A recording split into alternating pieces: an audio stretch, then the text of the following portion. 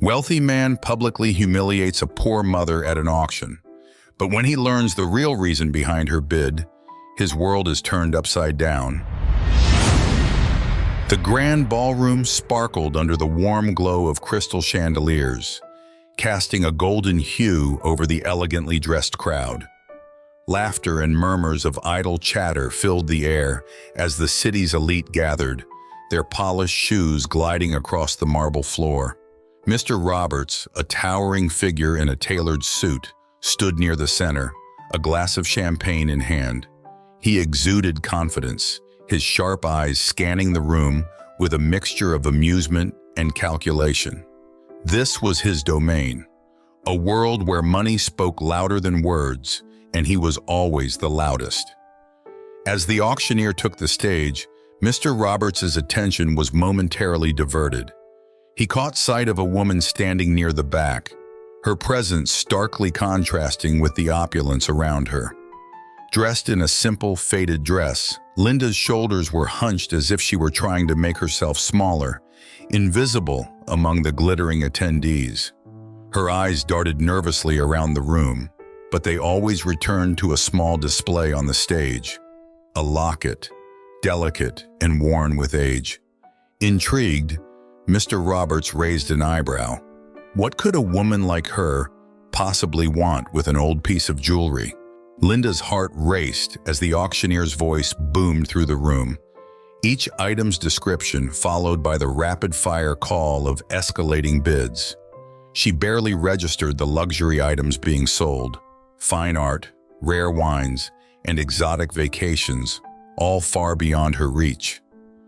Her focus was solely on the locket, the one piece of her late husband that had somehow ended up here, in the hands of the wealthy. She remembered the day he had shown it to her, a proud smile on his face, saying it was for their son's 18th birthday, a token of love and legacy. But he had never lived to see that day, and now, that small piece of their life together was all she had left to give. As the auctioneer finally introduced the locket, Linda's breath caught in her throat. She inched closer, eyes fixed on the delicate item displayed under the bright lights. The auctioneer's voice droned on about its craftsmanship, its history, but none of that mattered to her. All she could think about was her son, the boy who had lost his father far too soon, and how much this small gift would mean to him. She knew she didn't have much money, certainly not as much as the people around her, but she had to try. Her hand trembled as she prepared to raise it, hoping against hope that she could win it. From across the room, Mr. Roberts watched with a smirk as the bidding began. He found it amusing, almost laughable, that this woman, clearly out of her depth, would dare to participate. He couldn't help but feel a surge of superiority as he casually signaled a bid, a figure that was likely far beyond anything she could afford. The thrill of winning, of crushing any opposition, was what he lived for. Yet, as he saw the determined look in Linda's eyes, something unfamiliar flickered within him. Curiosity, perhaps, or was it a faint echo of doubt? He quickly dismissed it, confident that his wealth would secure him the locket with ease. Linda's face paled as the bids climbed higher and higher. She bit her lip, knowing she was reaching her limit, but she refused to back down. This wasn't just a trinket to her, it was her husband's last gift. Her son's only connection to the father he barely remembered. As she raised her hand one last time, the room seemed to hold its breath. But then, Mr. Roberts made his move. With a lazy wave, he outbid her by a significant margin, the final hammer strike sealing her defeat. Linda's heart sank, and she felt the sting of tears welling up in her eyes. Mr. Roberts chuckled softly as he saw the look of despair on Linda's face. He hadn't intended to be cruel, at least not consciously, but seeing her crushed hopes only solidified his belief in the natural order of things. In his world, money equaled power, and those without it had no place challenging those who did. As the auctioneer declared him the winner, a round of polite applause followed, but Linda heard none of it. All she could think about was the locket slipping through her fingers, and with it, the last tangible memory of her husband. Tears blurred Linda's vision as she slowly turned to leave, her head bowed in defeat. She had known it was a long shot, but the loss still cut deep. As she made her way to the exit, the sound of Mr. Roberts's laughter echoed in her ears, a bitter reminder of the divide between their worlds. She clutched her purse tightly, holding back the sobs threatening to escape. She couldn't go home empty-handed, not when she had promised her son. But now, the hope she had clung to so desperately was gone, shattered by a man who had no idea, or perhaps didn't care, about the true value of what he had just taken from her. The auctioneer's voice rang out across the grand ballroom, effortlessly commanding the attention of the guests. Luxurious items continued to pass under the hammer, yet Mr. Roberts found himself distracted, his gaze fixed on the modest woman who dared to challenge him. Linda stood at the edge of the room, her posture stiff, her eyes locked on the locket as it was finally brought forward. She barely heard the auctioneer's description. The only sound she could focus on was the rapid pounding of her heart. This was it, the moment she had been waiting for. Without hesitation, Linda raised her hand, her bid escaping her lips almost before she could stop herself. It was modest, just within her means, and the sound of her voice, small yet firm, surprised even her. The murmur of the crowd dimmed as all eyes turned toward her, an anomaly in this sea of wealth and privilege. Mr. Roberts couldn't help but smirk at the audacity she displayed. This woman, clearly out of her league, was attempting to stand toe-to-toe with him. He waited a moment, letting her belief linger, before he casually doubled her offer, his voice dripping with amusement. Linda's eyes widened as the auctioneer acknowledged the new bid. She had expected competition, but not from someone like Mr. Roberts.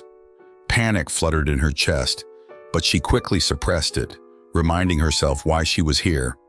For her son, she thought, steeling her resolve. With a deep breath, she raised her hand once more, her voice now trembling with the weight of her decision. The room grew noticeably quieter, the energy shifting as the tension between the two bidders became palpable. Whispers began to spread through the crowd, people exchanging curious glances as they wondered what was driving this peculiar duel. Mr. Roberts leaned back in his chair, a glint of mischief in his eyes. This was becoming more entertaining than he had anticipated. Watching Linda struggle, seeing the desperation flash across her face, only fueled his desire to push her further. He raised the bid again, the figure now ludicrously high for such a small item. But he didn't care. It wasn't about the locket anymore. It was about the game, about watching her squirm. His lips curled into a grin as he met her gaze across the room, daring her to continue, daring her to break.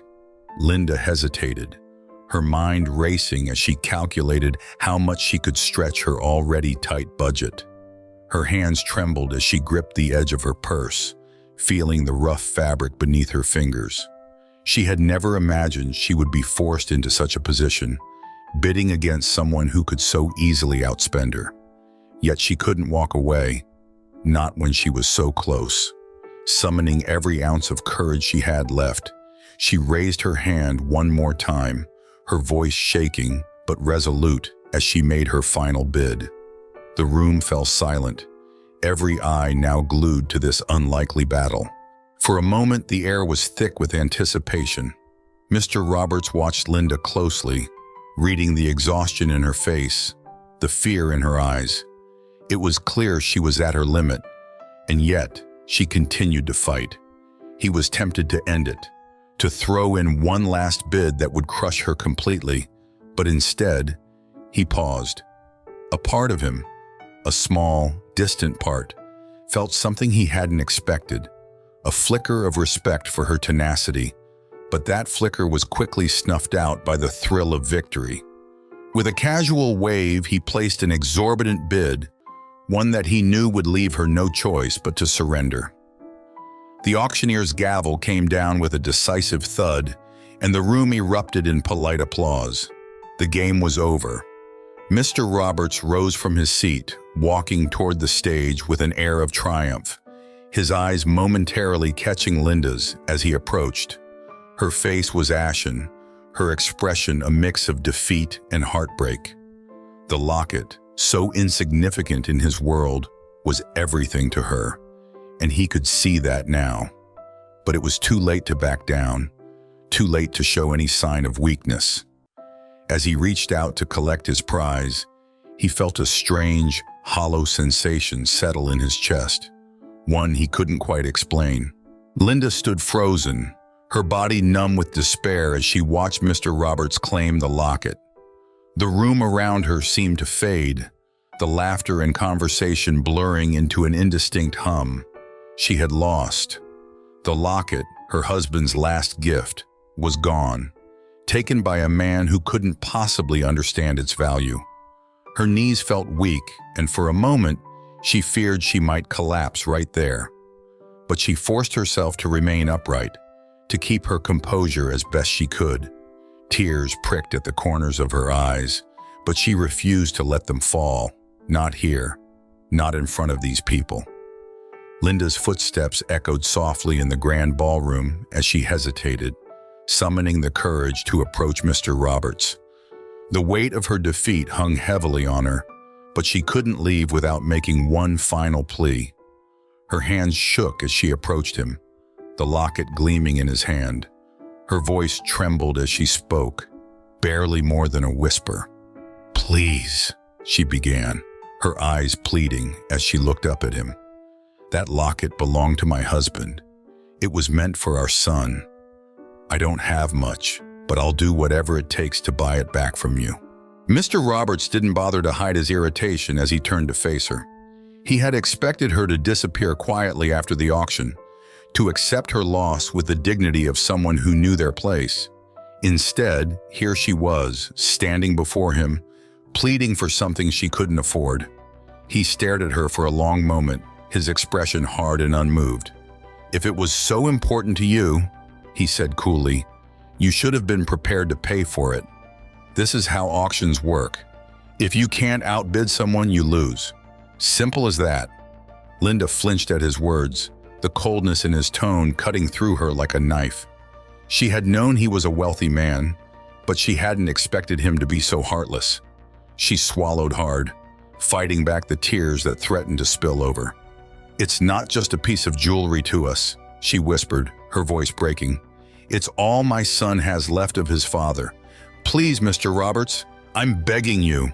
Her plea hung in the air, heavy with the weight of everything she couldn't say, how much she had already lost, how this locket was the last piece of a life that had slipped through her fingers.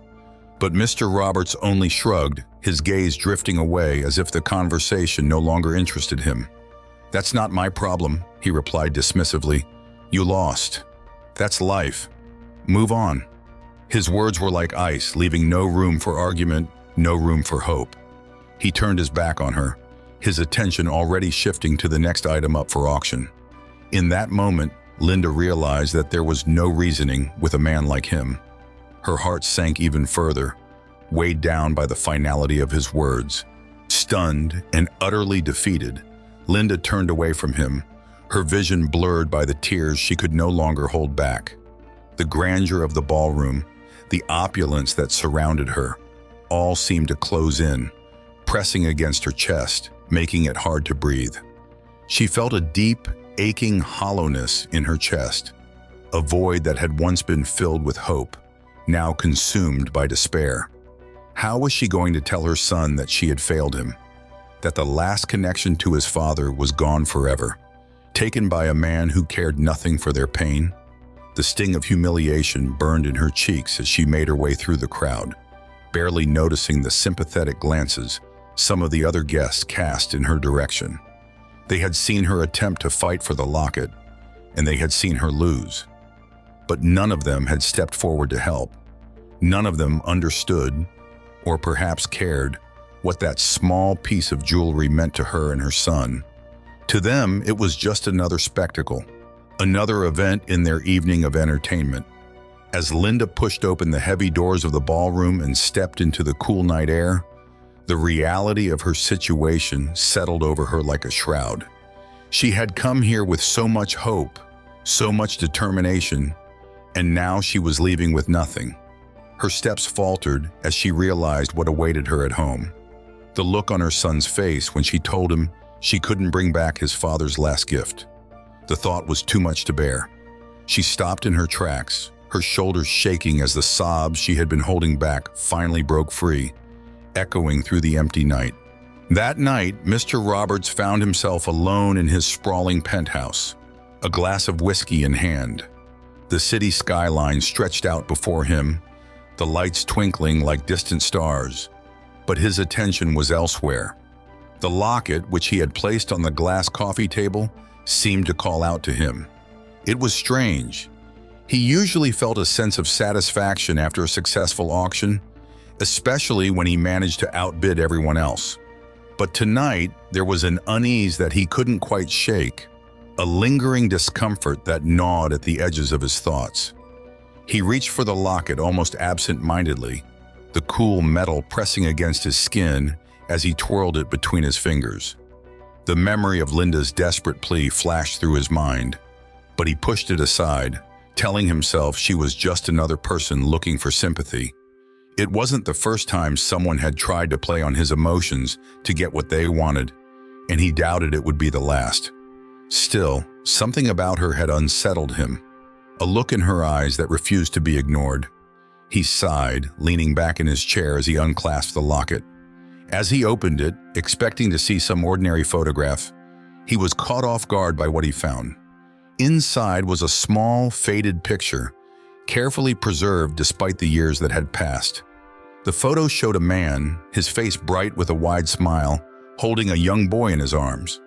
The boy, no more than 3 or 4 years old, had his arms wrapped tightly around the man's neck, his face pressed against his father's cheek, both of them frozen in a moment of pure joy. Mr. Roberts stared at the image, feeling an unfamiliar tightening in his chest.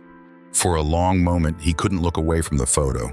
The man in the picture, so full of life, seemed to jump out at him, pulling him into a world he didn't understand. He wondered what the man's life had been like, what kind of father he had been to that little boy. Had they been close? The kind of father and son who shared everything? The thought brought an unexpected pang of sadness, a sharp contrast to the cold detachment he usually felt toward others. He closed the locket quickly, as if shutting it might also close the door on the emotions it had stirred. Mr. Roberts tried to shake off the unease, but the image stayed with him, haunting him as he sipped his whiskey. He had always prided himself on being practical, on not letting emotions cloud his judgment. But tonight, he felt the unfamiliar weight of regret pressing down on him. He told himself that he had done nothing wrong, that the locket was just an item he had won fairly. Yet the memory of Linda's voice, pleading and full of sorrow, refused to leave him. She had spoken of her son, and now, knowing what was inside the locket, he understood the depth of her despair. As he sat there, alone in the quiet luxury of his penthouse, Mr. Roberts found himself questioning his actions. For the first time, he wondered if he had been wrong, not just in buying the locket, but in how he had treated Linda. Her desperation hadn't been an act, he realized now. It had been the genuine cry of a mother who had already lost too much. The thought unsettled him deeply, stirring emotions he hadn't allowed himself to feel in years. He tried to brush it off, telling himself that regret was a useless emotion, that what was done was done. But the truth gnawed at him, refusing to be ignored. Finally, Mr. Roberts stood and placed the locket back on the table, his mind a tangle of thoughts and emotions he couldn't quite untangle. He stared at it for a long moment, the image of the smiling man and the boy still vivid in his mind. There was a time when he would have dismissed this feeling entirely, burying it under layers of cynicism, and practicality. But tonight, something was different. He couldn't help but wonder if the locket and the story it held had found its way to him for a reason. And for the first time in a long time, he felt a stirring of something he had long forgotten: conscience. The next morning, Mr. Roberts woke earlier than usual, a rare unease gnawing at the edges of his consciousness.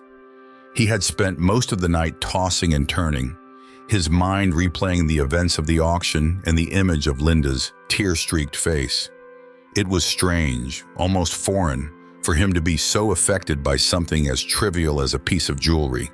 Yet the locket and the photo within it had somehow wedged themselves into his thoughts, refusing to be dismissed. Throughout the day, he tried to immerse himself in work, hoping the familiar rhythm of meetings and negotiations would drown out the persistent voice in his head. But as he sat through a series of high-powered meetings, nodding along as his colleagues discussed mergers and acquisitions, his mind kept drifting back to the locket. He found himself barely listening, his attention splintered between the discussions at hand and the image of that small, faded photograph. Each time his thoughts returned to it, the gnawing sense of guilt only grew stronger. By the time evening rolled around, Mr. Roberts was exhausted, not from the demands of his work, but from the constant battle with his own conscience. He returned to his penthouse, the city's lights flickering through the floor-to-ceiling windows, but the usual comfort of his luxurious surroundings offered little solace. Without thinking, he reached for the locket, which he had left on the table the night before. Holding it in his hand, he felt the weight of his actions more acutely than ever. The guilt that had taken root was no longer something he could ignore or rationalize away. Finally, after another long moment of contemplation, he made a decision. It was unlike him to entertain such thoughts, but the unease he felt was becoming unbearable. He would return the locket to Linda, if only to lift the heavy burden that had settled over him. He wasn't sure why he felt the need to do this, whether it was genuine remorse or just a desire to rid himself of the uncomfortable sensation that had plagued him since the auction. Either way, he knew he had to make it right, and the sooner, the better. The following day, Mr. Roberts took an uncharacteristic step by reaching out to the charity organization that had hosted the auction. Normally, his dealings with charities were impersonal, strictly financial, but this time he had a different agenda. He contacted the organization, explaining that he wanted to make an additional donation and needed to reach one of the attendees to coordinate it. It was a thin pretext, but it served its purpose. Within hours, he had Linda's contact information, her address to be precise, written down on a slip of paper that now seemed to burn in his pocket. That morning, he found himself driving through parts of the city he rarely visited, his sleek black car a stark contrast to the more modest surroundings. He could feel the tension building inside him as he neared Linda's neighborhood, his mind racing with what he might say when he saw her. Would she even want the locket back after the way he had treated her? Would she slam the door in his face? The uncertainty gnawed at him, but he pushed forward, determined to follow through on his decision, no matter how uncomfortable it made him. As he pulled up in front of a small, weathered house, he took a deep breath, his heart pounding with a mix of anxiety and unfamiliar vulnerability. This was not a situation he had ever imagined himself in, standing on the doorstep of a stranger, trying to right a wrong he had caused. But here he was, the locket in his hand, about to face the consequences of his actions. For a moment he hesitated, his usual confidence faltering, but then he steeled himself, climbed out of the car, and walked up to the front door. He raised his hand and knocked, each sound echoing louder in his ears than he expected. Linda wiped her hands on a dish towel as she heard the knock at the door. She wasn't expecting anyone and felt a twinge of annoyance at the interruption. The morning had been routine, cleaning up after breakfast, getting her son ready for the day, tasks that kept her mind occupied, at least for a little while. But as she opened the door, her breath caught in her throat. Standing there, looking out of place against the backdrop of her modest home, was Mr. Roberts.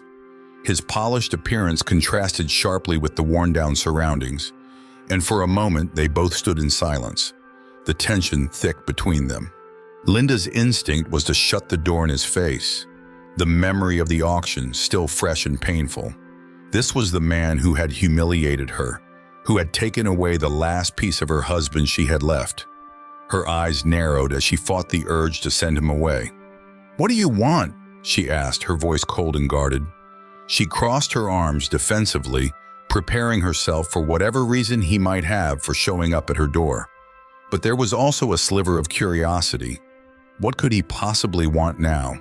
Mr. Roberts felt a lump form in his throat as he looked into Linda's eyes. He had faced countless adversaries in the boardroom, negotiated deals worth millions, but none of that had prepared him for this moment. His heart pounded as he extended his hand, the locket gleaming in his palm. "I came to return this," he said quietly, his voice betraying a vulnerability he wasn't used to showing. The weight of his words hung in the air, and he could see the skepticism in Linda's eyes, the disbelief that was quickly turning into something sharper. Linda stared at the locket, her mind racing. This was the last thing she had expected. She had resigned herself to the fact that it was gone, taken by a man who cared only for his wealth and power. And yet, here he was holding it out to her, his hand trembling slightly. The coldness in her expression softened, but only slightly. "Why?" she demanded, her voice still edged with suspicion. "Why bring it back now?" She wasn't sure whether to believe him or to slam the door in his face. She wanted to reach out, to snatch the locket from his hand, but something held her back. Mr. Roberts hesitated, the question catching him off guard. He had spent the entire drive to her house rehearsing what he might say, but now that he was here, none of it seemed right. "I didn't understand," he admitted, his voice faltering. "At the auction, I didn't realize what it meant to you. It was just another bid to me, another game." He shook his head, feeling the sting of shame. "But when I opened it, saw the picture, I realized I'd made a mistake." The words felt heavy as they left his mouth, and he saw the flicker of something in Linda's eyes, a mix of emotions he couldn't quite decipher. Linda's grip on the doorframe tightened as she listened to him, her mind battling between anger and a flicker of hope. His words sounded genuine, but she had been fooled before. "You think you can just come here and say you're sorry and that makes everything okay?" she asked, her voice rising with the bitterness she had tried to keep buried. She couldn't afford to be hurt again, not after everything she had gone through. But there was also a part of her that wanted to believe him, to believe that someone like him could actually feel remorse. "No," Mr. Roberts replied softly, his gaze dropping to the ground. "I know it doesn't make it okay. I didn't want to leave things the way they were. You deserve better than that." He looked back up at her, his eyes searching hers for any sign of forgiveness. He wasn't sure what he was hoping for, but he knew he had to try. "Please," he added, his voice barely above a whisper, "take it back. It belongs with you, not me." Linda looked at the locket again, then back at Mr. Roberts. The sincerity in his voice and the look in his eyes gave her pause. She hesitated, the anger within her beginning to soften just enough for her to consider his words.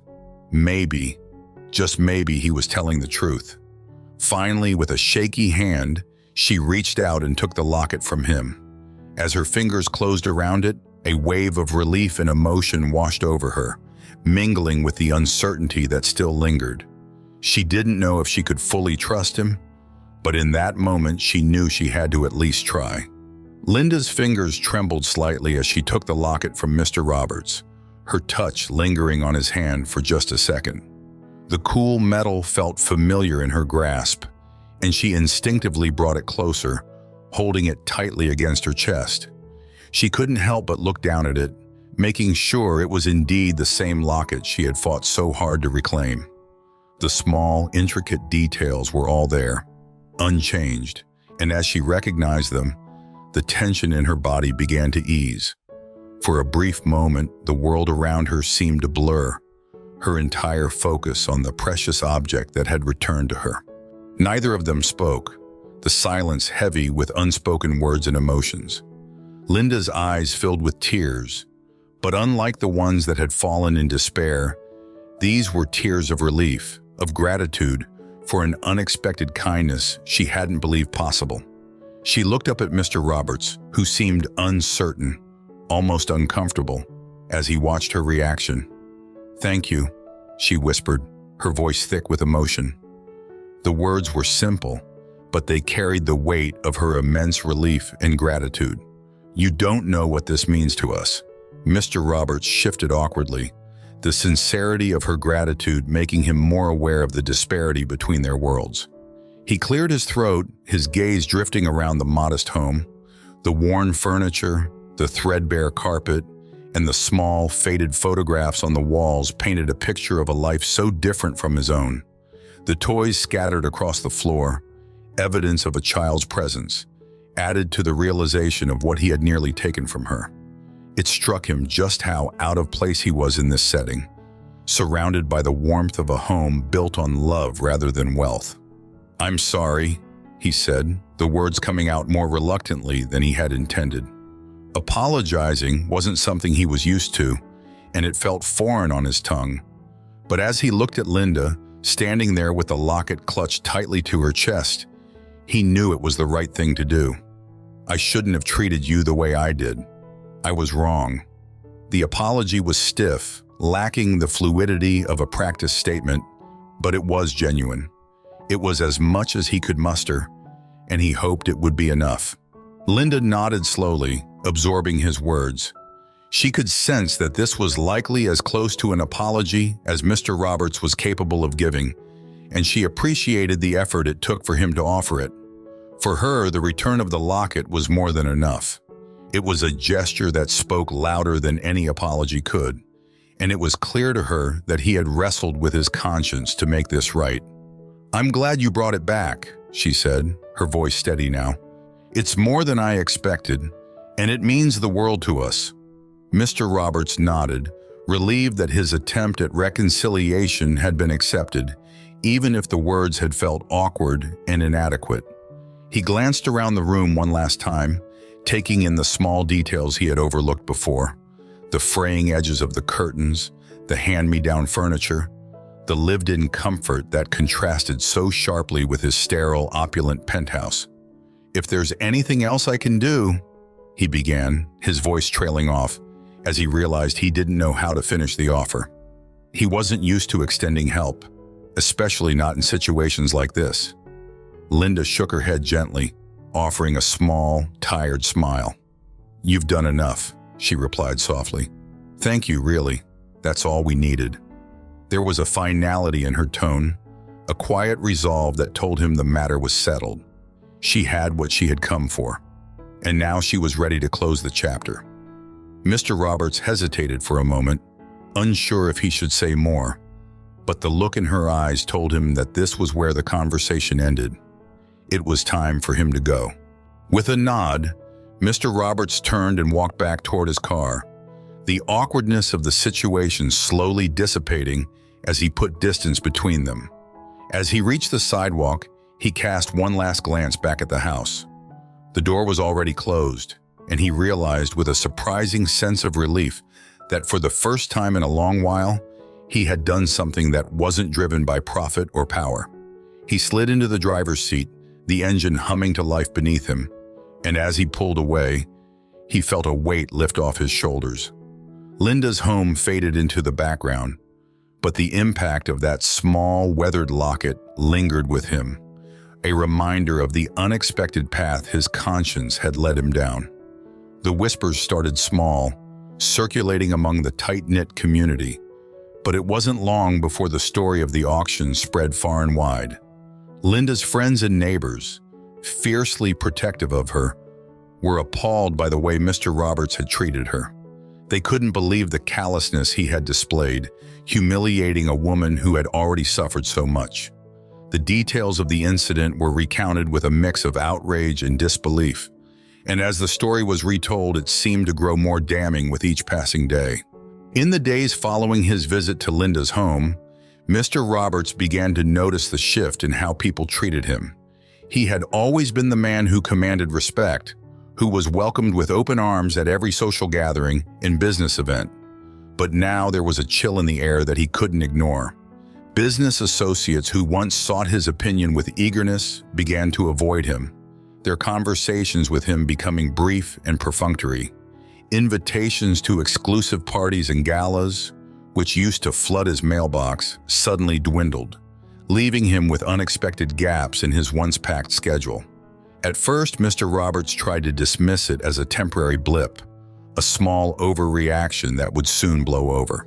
But as the days turned into weeks, it became clear that the community was not so quick to forget.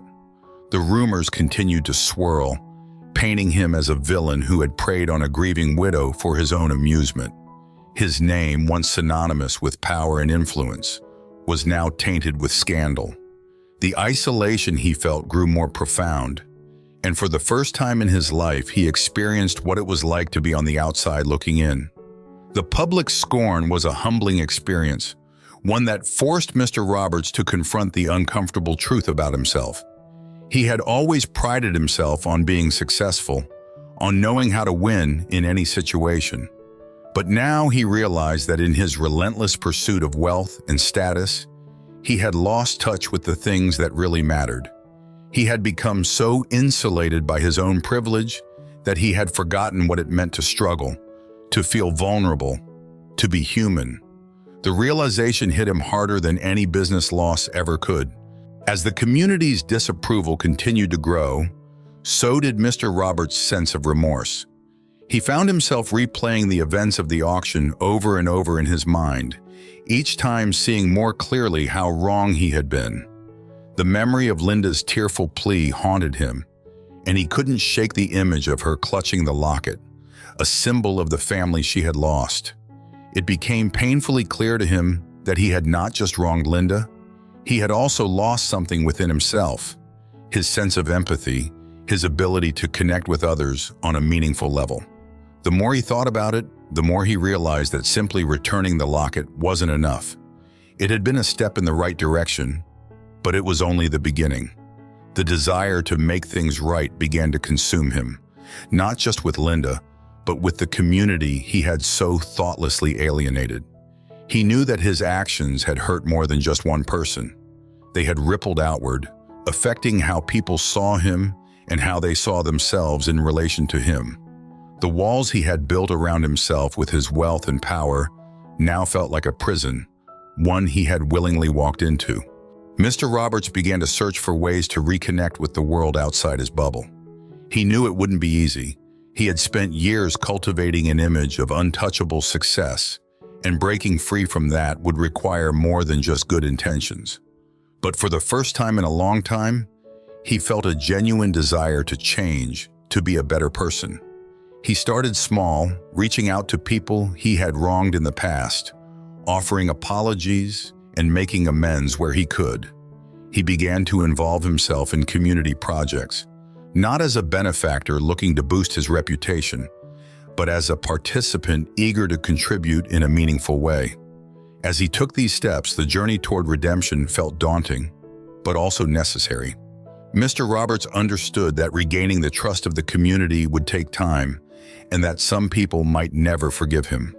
But he was determined to try. The experience had opened his eyes to the reality of the world around him, a world he had once ignored in favor of his own ambitions. Now he was beginning to see that true success wasn't measured by wealth or status, but by the impact one had on the lives of others. And in that realization, he found a sense of purpose he had never known before. Mr. Roberts's determination to make amends began to manifest in ways that surprised those who had once only known him as a distant, powerful figure. He no longer confined himself to the rarefied circles of the wealthy. Instead, he started to immerse himself in the very community he had long overlooked. His first steps were quiet, almost unassuming, donations to local charities that he made anonymously, ensuring that the focus stayed on the causes rather than on him. But as time went on, he realized that writing checks, while important, wasn't enough. He needed to be present, to listen, and to understand the lives of those around him. He started attending community events, walking into spaces where his presence once would have been seen as an intrusion. At first, people were wary, unsure of his intentions. They had heard the stories, the gossip that had spread like wildfire after the auction. But as he continued to show up, not as a sponsor or a benefactor, but as an equal participant, some of that mistrust began to melt away. He listened intently to the stories people shared, tales of hardship, of resilience, of small victories that held great meaning. He asked questions, not out of obligation, but out of a genuine desire to learn. One evening, at a modest gathering held at the local community center, Mr. Roberts found himself in a conversation that would change his understanding of everything he thought he knew about Linda and her late husband. The room was filled with chatter, laughter, and the clinking of coffee cups. Mr. Roberts had positioned himself quietly at the edge of a group, listening as people shared memories of loved ones. An older man, with lines of age and wisdom etched into his face, spoke softly about a teacher who had passed away several years ago. He wasn't just a teacher, the man said, his voice full of admiration. He was the kind of person who changed lives, who made you believe in yourself when no one else did. Mr. Roberts leaned in, his curiosity piqued. Who was he? He asked, unable to keep the question to himself. The older man turned to him, surprised by the question but willing to share. His name was David, the man replied. David Mitchell. He taught at the local high school for nearly 20 years. Everyone loved him, students, parents, even his colleagues. He had a way of making people feel seen, like they mattered. He was Linda's husband, you know. The name hit Mr. Roberts like a punch to the gut. He had known Linda's husband had passed, but he hadn't understood just how much the man had meant to the community. He sounds like he was an incredible person, Mr. Roberts said, his voice heavy with the weight of this new knowledge. The older man nodded. He was. The locket you returned to Linda, it wasn't just a keepsake. It was a symbol of all the love and sacrifice David gave to his family and to this community. Mr. Roberts felt a deep sense of regret wash over him. The locket, which he had initially seen as nothing more than a trinket, now held immeasurable significance. It represented a legacy of kindness, of selflessness, and of a man who had given so much to others without asking for anything in return. The thought of how close he had come to taking that symbol away from Linda and her son made his stomach churn. He realized that his journey toward redemption wasn't just about making amends for a single act of cruelty. It was about honoring the values that David had lived by, values that he had neglected in his own life. As he left the community center that evening, Mr. Roberts felt more determined than ever to continue on this path of change. He knew that he couldn't undo the past, but he could choose to act differently moving forward. The story of David Mitchell, a man who had touched so many lives with his kindness and integrity, inspired him to look inward and to reassess the way he had been living his own life. It wasn't enough to simply apologize or to give money to charity. He needed to embody the same principles that had made David so beloved.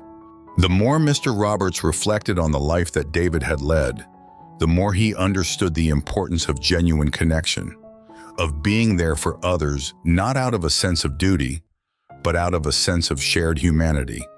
He realized that his wealth and power had once made him feel invincible, but they had also isolated him from the very things that brought meaning and fulfillment. It was a humbling realization, but one that filled him with a renewed sense of purpose. From that moment on, he vowed to live in a way that would make David proud, and to honor the man who had left behind a legacy far more valuable than any material possession. Mr. Roberts's newfound purpose drove him to take action that went beyond mere gestures. The realization that he needed to do more than just apologize had taken root deeply within him. He decided that the best way to honor David Mitchell's legacy was by creating something lasting, something that would continue to impact lives the way David had. After careful thought, he established the David Mitchell Scholarship Fund, aimed at helping underprivileged students in the community pursue higher education. The fund was announced with little fanfare, a quiet gesture meant to uplift rather than to garner praise. Word of the scholarship spread quickly, and the community was abuzz with the news. It was a significant step for Mr. Roberts, a man who had once seemed so distant and unapproachable. The scholarship not only ensured that David's legacy would live on, but it also provided real tangible help to families who struggled to afford the rising costs of education. For Mr. Roberts, seeing the first recipients of the scholarship brought a sense of fulfillment he hadn't felt in years. It was as though, in giving back, he was reclaiming a part of himself that had been lost to the pursuit of wealth. The more Mr. Roberts involved himself in community affairs, the more he began to understand the importance of connection. He started attending local events regularly, not as a figurehead, but as an active participant. He offered his resources, yes, but more importantly, he offered his time. He sat down with people, listened to their stories, and learned about the challenges they faced. Slowly, the walls that had once isolated him from the world around him began to crumble. The community, initially skeptical of his intentions, started to warm to him, recognizing the sincerity in his actions. For Linda, watching this transformation was both surprising and bittersweet.